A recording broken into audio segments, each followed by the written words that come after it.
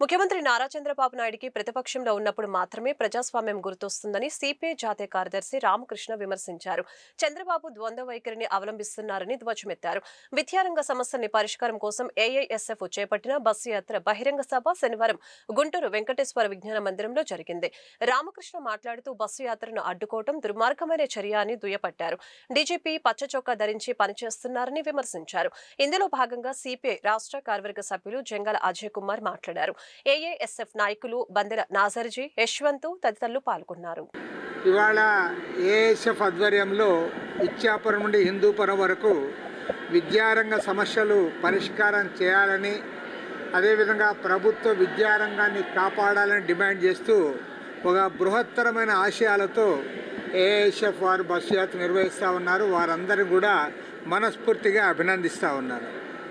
మరి ఇవాళ బస్సు యాత్ర జరుపుతూ ఉంటే బస్సు యాత్రకు పర్మిషన్ ఇవ్వమని డీజీపీ గారికి వారు విజ్ఞప్తి చేస్తే, మరి డీజీపీ గారు పర్మిషన్ ఇవ్వకుండా వీరు బస్సు యాత్ర నిర్వహిస్తే లా అండ్ ఆర్డర్ ప్రాబ్లం వస్తుంది, ప్రజలకు ఇన్కన్వీనియన్స్ ఉంటుంది, ఏదైతే రోడ్లో వీళ్ళు మీటింగ్ పెడితే ఇబ్బందులు ఉన్నాయని చెప్పి పర్మిషన్ కూడా నిరాకరిస్తూ ఉన్నారు. మరి చంద్రబాబు నాయుడు గారికి నేను ఒకటే అడుగుతా ఉన్నా, మీరు ప్రతిపక్షంలో ఉన్నప్పుడు మాత్రం ప్రజాస్వామ్యం ఉండాలి, మీరు అధికారంలో ఉంటే ప్రజాస్వామ్యాన్ని మీరే కాలరాస్తారు. నేను ఒకటే చెప్పదలుచుకున్నా, ఈ డీజీపీ గారు నిజంగా డీజీపీగా ఉండడానికి ఒక అనర్హుడు. నీకు తెలుగుదేశం పార్టీ కార్యాలయం నీకు జీతం ఇవ్వడం లేదు, నువ్వు గవర్నమెంట్ జీతం తీసుకొని గవర్నమెంట్ ఉద్యోగం చట్టపరంగా ఉండమంటే ఆ పని చేయకుండా ఏదో తెలుగుదేశం పార్టీలో టీడీ జనార్దన్ జీతం ఇస్తున్నాడు అన్నట్లుగా ఈయన పని చేస్తూ ఉన్నాడు. నువ్వు కాకి బట్టలు ఇప్పేయి, పచ్చ చొక్కా వేసుకొని నువ్వు డీజీపీగా పరిపాలన చేస్తూ ఉన్నావు ఈ రాష్ట్రంలో.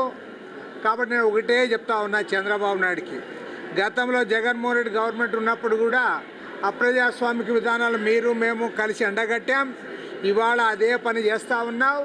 ఇలాంటి డీజీపీలు జిల్లాకు ఒకరు ఉంటే చాలు, మొత్తం నేను గ్యారంటీ చెప్తా, వీళ్ళే మళ్ళీ నీ గవర్నమెంట్ కూడా మారుస్తారు. మైక్ పర్మిషన్లు ఇవ్వాలనా?